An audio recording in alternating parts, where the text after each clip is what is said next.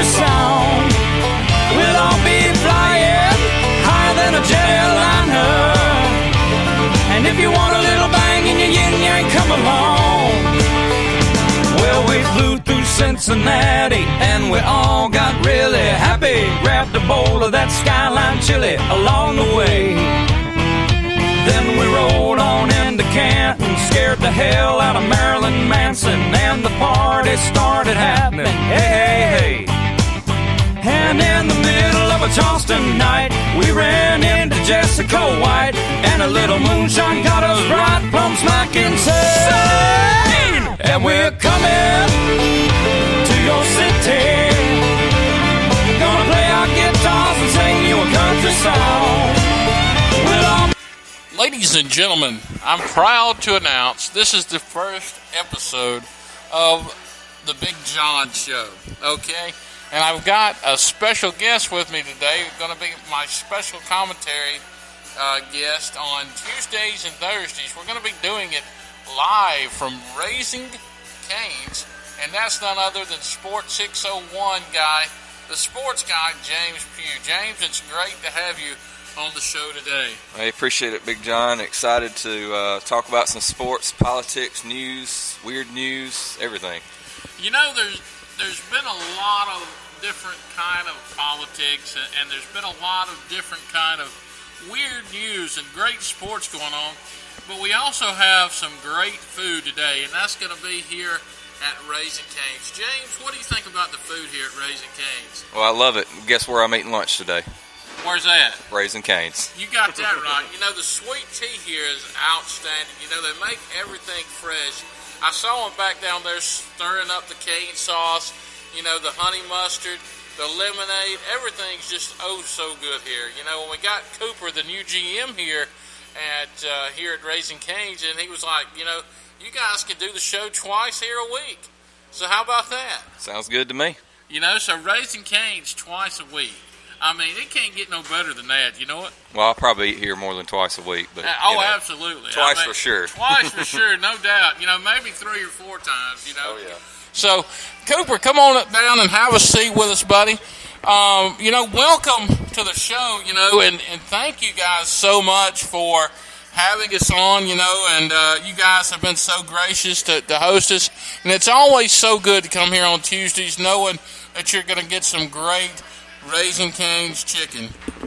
Thanks for having me on, guys. It's great to always have you guys out here. Obviously, this is my first time. I'm the new guy on the block. But I appreciate you guys coming in and sitting down and having lunch with us. Absolutely. You know, one of the things you guys do here at Christmas time is you take a classic Christmas movie and you have it on the cups. Like this Raising Cane's cup I'm having here, James, has our old friend Frosty the Snowman, the little rabbit that's just a classic. And it's always, you know, something new that these guys have. Last year it was Home Alone 2. The year before that was Christmas Vacation. So how do you guys pick out what, you know, movie that you guys are going to feature on your cups? Yeah, well, so this year, obviously, we have Frosty the Snowman, which is a classic movie, but not just a classic Christmas movie, but also a family-oriented movie. And that's number one for us. It has to be family-oriented. We're a family-oriented restaurant and company. But outside of that, outside of those parameters, we talk with our crew members across the company. We're over 400 restaurants now, so we get some input from those guys across the country. And actually, we're international now, so we get some input from around the world now. And we go and look and see what our guys like, and we reflect that in the movie that we select. Awesome. So talk about the promotions that you guys have now. I know that you guys have a lot of cool promotions, and I see a calendar with the Raising Cane's mascot here, and, you know, it looks pretty cool. I got to flip through it a minute ago, and it has some awesome different pictures. Yeah, so we have the 2019 Raising Cane's calendar. Actually, today is Raising Cane 3, our mascot. It's his one-year birthday, so happy birthday to Raising Cane 3. He is our founder, and it was actually, the company was named after Raising Cane 1. He's since passed. But yeah, so this year we have the 2019 Raising Cane's calendar, and you can pick these up at the restaurant. They're $1.89 a piece, and all net proceeds from that go to the Animal Rescue League right here in wow. in Laurel. Yeah, so every dollar you spend on that goes directly to them. It's a non-kill shelter right here in the city of Laurel, and so come pick one up. It's a high quality calendar. You're going to need one. New Year's is right around the corner, so come grab one from us, and it'll go to a good cause. Awesome. Well, thank you for telling us about that, Cooper. And James, what do you think about that? You know, you got Raising Cane 3 right here. You know, I know you're a dog person. I mean, just look at that little dog. Don't you wish you had a Raising Cane yourself? Yeah, well, I have a wiener dog that's I've had for about 5 years now, called Max. And yeah, you're right, I do love pets. And as I'm flipping through this calendar, there's some pretty cool pictures, pretty funny pictures. So it looks pretty good. I like it. Absolutely. You know, we've got a little cat at the house, and his name's Toby, and he will attack you. I mean, he's just not your normal cat that'll sit there and love on you. If you look at him the wrong way, he's going to strike at you. You know, I'd rather have a cat like that than some, normal cat that you know what they're going to do. So, Cooper, thanks so much for coming by and sharing this calendar with us. You know, it looks great. The cups look great. And everything's going great. Can't wait for some of that good Raising Cane's food here in a little bit. Yes, sir. We'll get that right out to you guys. I appreciate y'all coming in, and I look forward to talking to y'all in the future. All right. Thank you, Cooper. All right. Hang on to that. All right. Awesome. Yes, Thank sir. you. Absolutely. Awesome. I'll hang that up in my office at home. Perfect. That'll be cool. Right. All right. So I got some Raising Cane's. So let's go into our sports debate, James. Okay. So Saturday, thank you, Cooper. We've got some big games going on in the area, and, a few local teams don't have very far to drive. I mean, I know some sports guys across the state were complaining about that, but just think, in years past, these guys from the South having to go to Oxford. You know, not that Oxford's a bad place or Starkville is, but just having to go that far, is pretty...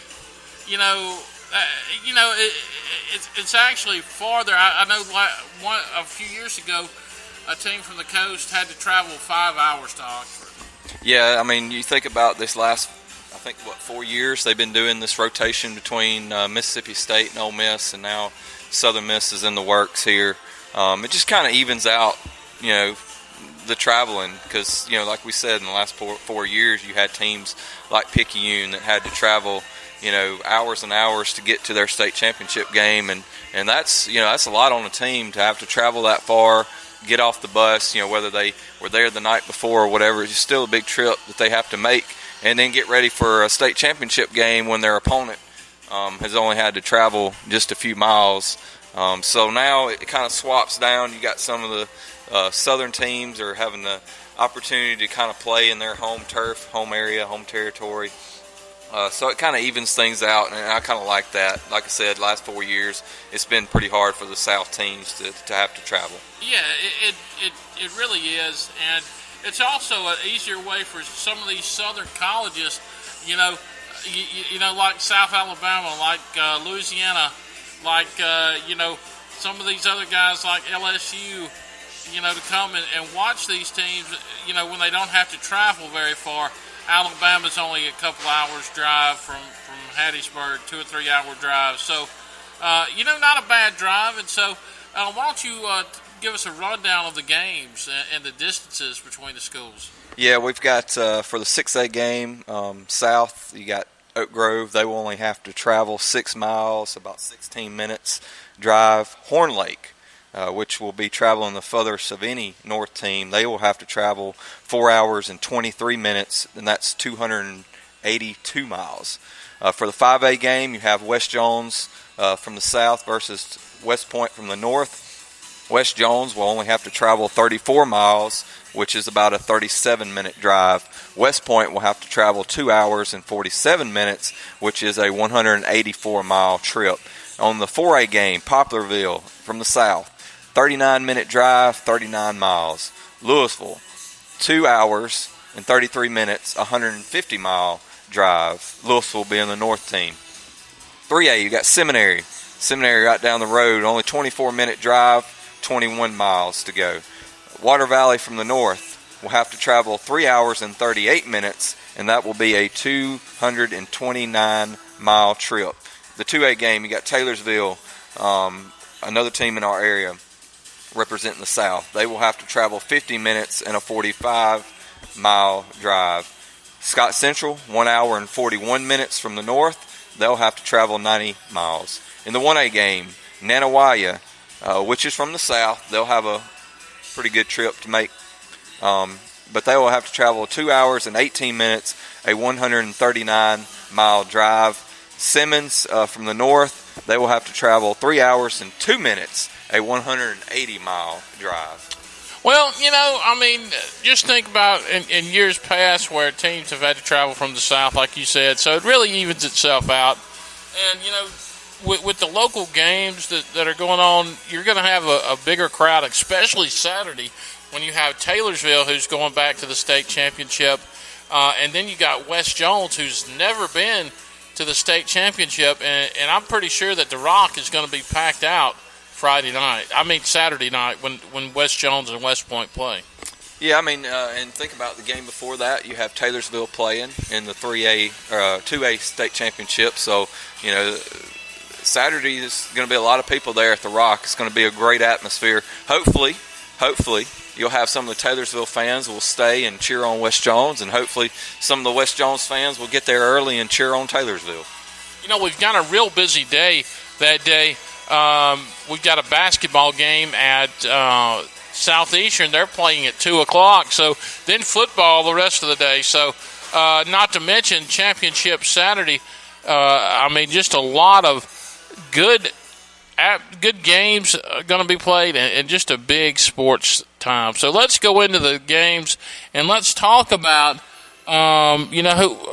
about the games and kind of give a preview. And on Thursday, we're going to give our predictions for the game. How about that? Okay. Sounds good. Friday, just going to run through the schedule here. Friday, the 3A game will start this year. Normally it's been 1A, 2A, 6A, and then on Saturday it's been 3, 4, and 5A. This year they've changed it up a little bit. On Friday, it starts with the 3A game. You got Water Valley, who is 13-2, will face Seminary, who's 12-3. The 1A game will be at 3 a.m., which will be Holiday and Simmons, 14-0 on the season. I think they have a 55-game win streak coming into this game. They will play Nanawaya, who is 14-1. The 6A will conclude Friday's games at 7 p.m. Horn Lake, 14-0 on the season. They have the only 5-star recruit here in the state, but they will play Oak Grove, 12-2. Saturday's schedule will look like this. At 11 a.m., you got the 4A game, which will be Louisville, 14-1, versus Poplarville, 13-1. The 2A game will be at 3 p.m. This will feature Taylorsville. They will play Taylorsville's 15-0 on the season. Scott Central is 14-1. And then the state championships will conclude that Saturday night at 7 p.m., where you have West Point, who is 13-1, will face West Jones, who is 12-2. So in this state championship games, you've got 3 teams that are undefeated on the season. Yeah, that really is something. Anytime you can go undefeated in the season and you wind up in the state championship, you want to win that last game. You don't want to lose to a team that has 1 or 2 losses. I see some potential upsets. Just think that West Point West Jones game. I think that's going to be a great game.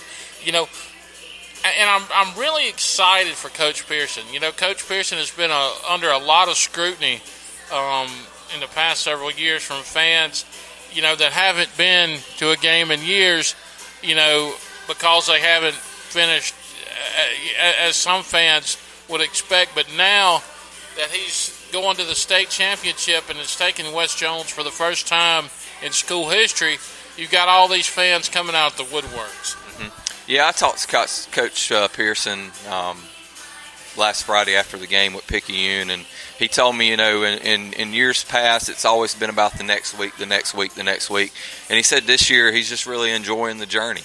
So he spent that Saturday just, not looking ahead, but just enjoying the win in South State. Prior to this game, West Jones